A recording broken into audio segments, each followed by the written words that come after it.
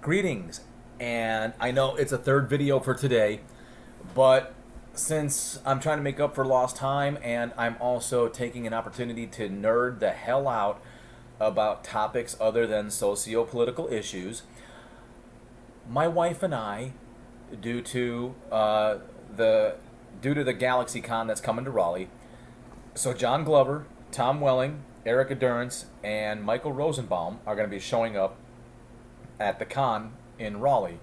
So we're rewatching Smallville, where we know them from. And we're about to finish the first season.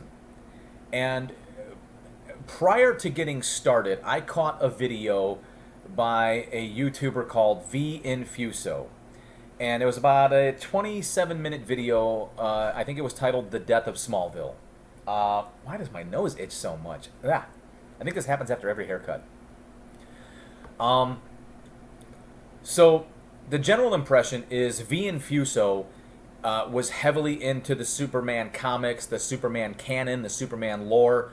So he addressed specifically things that that took place in the Smallville universe that potentially conflicted with the concept of a Superman origin story, the roots of Superman, young Clark Kent, etc. I understand where he's coming from as somebody who's a comic book enthusiast.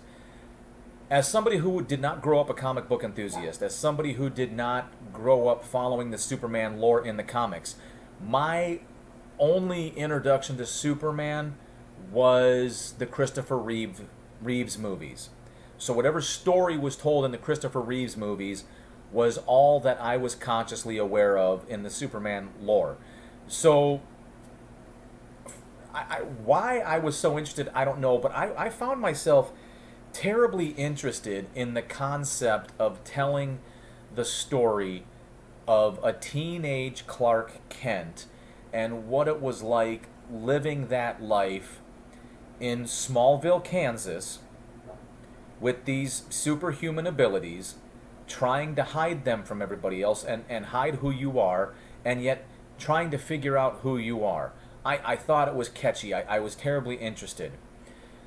Now, if I may, I was not a comic book enthusiast, so I was able to enjoy it in its pure form without worrying about canon, without worrying about anything like that.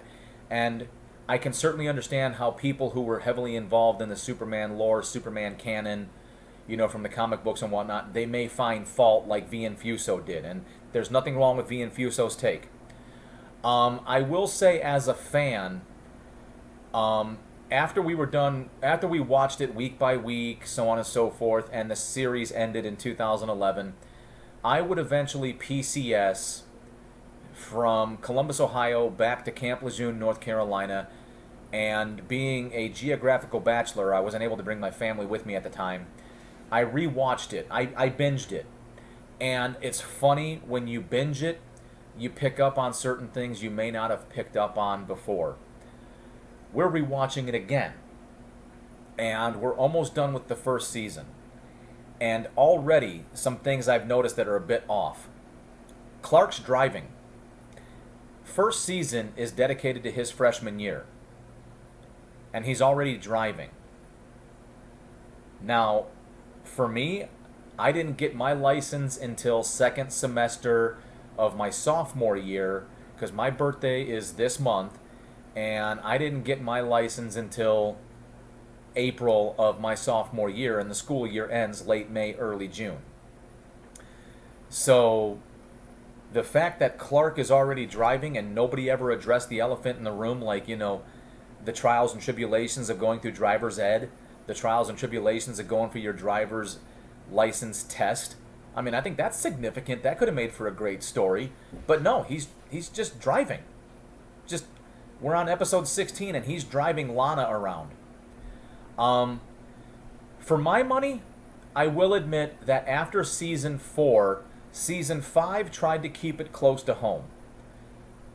I can't remember season 6 right off the bat, but I know right at around season 7, I think when Michael Rosenbaum eventually left the show, it basically transitioned from Smallville to Metropolis, where the entire namesake of the show was supposed to be about the trials and tribulations of a young Clark Kent growing up as a young teenager, finding his way before he becomes Superman. And somewhere between 6 or 7, possibly even 8, once I rewatch it, I could tell you, they transitioned almost exclusively to Metropolis. And I remember commenting on that with my wife, like, whatever happened to Smallville? It's all Metropolis now. V and Fuso did mention that ever so briefly. He also mentioned that Tom Welling and Kirsten Kruk had great chemistry, even though it was never destined to be, because in the comics, Clark and Lana were just never meant to be. It was always meant to be Clark and Lois. And while I think Erica Durance is gorgeous, V and Fuso brought up a good point that I never really focused too heavily on. But he said, whether it was the way it was written, the way it was portrayed, the way that they interacted, that Tom and Erica didn't seem to share the same chemistry as Tom and Kirsten did, and that, in his opinion, the relationship between Lois and Clark, Tom and Erica, was forced because Erica was chosen to be Lois Lane, and Lois Lane is destined to be Superman's love interest.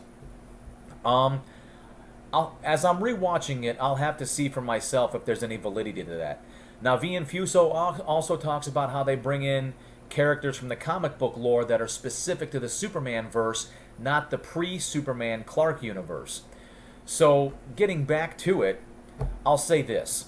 For my money, if I was in charge, if it was doable, if there was no interference, I would have tried to have stretched each high school year into 2 seasons.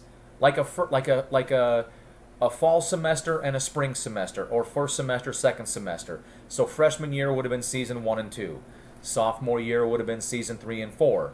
Junior year 5 and 6, followed by senior year being 7 and 8. Now I understand Tom Welling was 24 at the time Smallville aired, and by season 8 he would have been 32, freshly turned 32, attempting to portray an 18-year-old. Now, I'll have to see what Tom looks like by season 8. But I think he still maintains some youthful features in his face, and I don't know if he could have pulled off 18 at the age of 32, which, you know, they've got him playing 14 at the age of 24 right now as I'm watching season 1.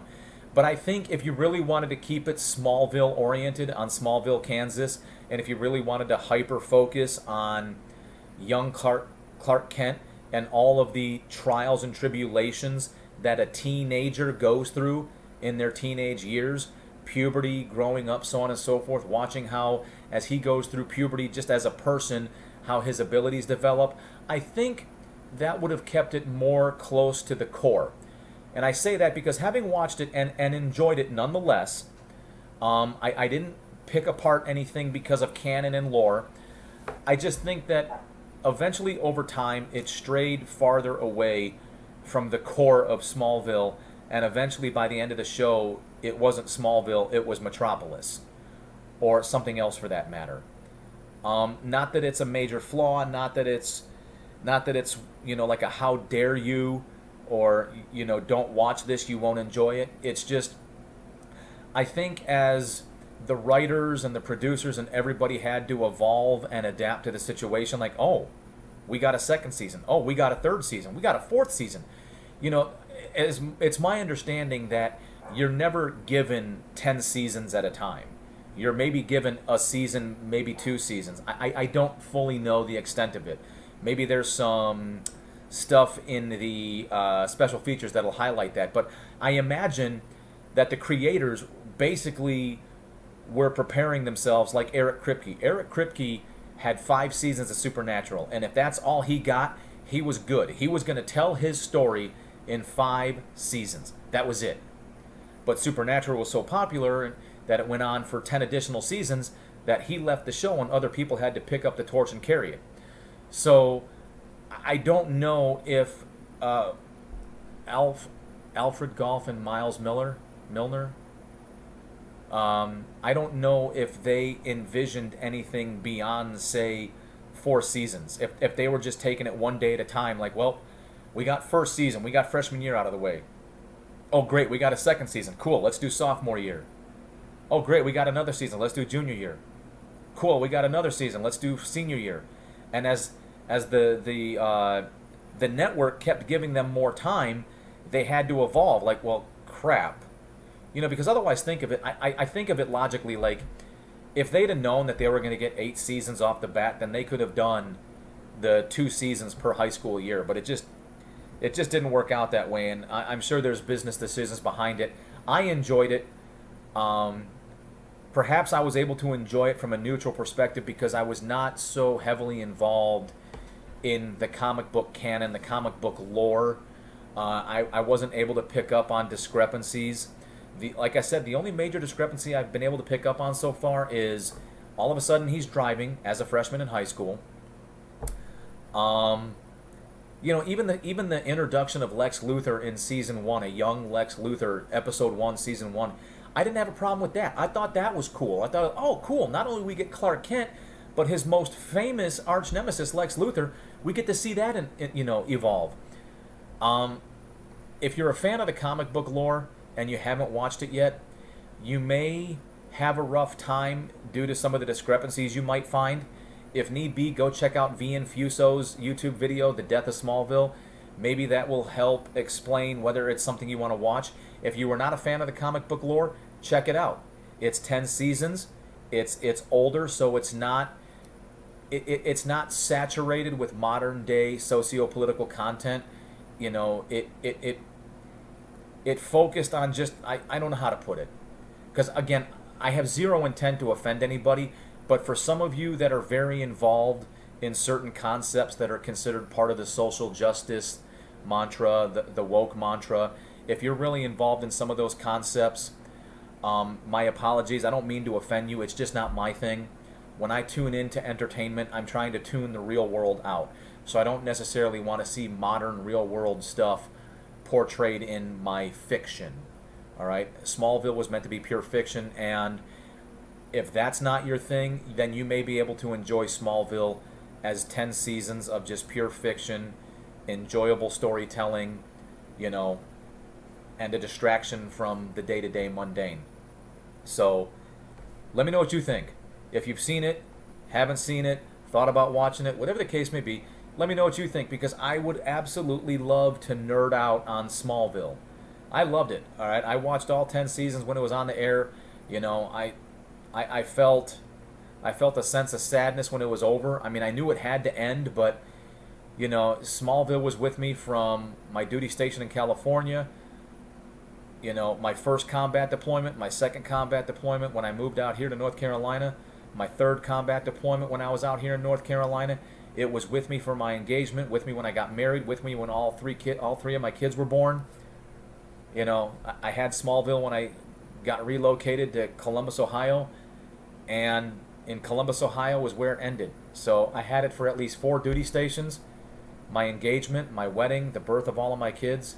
Smallville was a big part of my life. It was the one thing I had that was consistent. So, I thoroughly enjoyed it. With that being said, let me know what you think. I'd love to hear from you. I would love to absolutely nerd out about it. Whatever. You're awesome.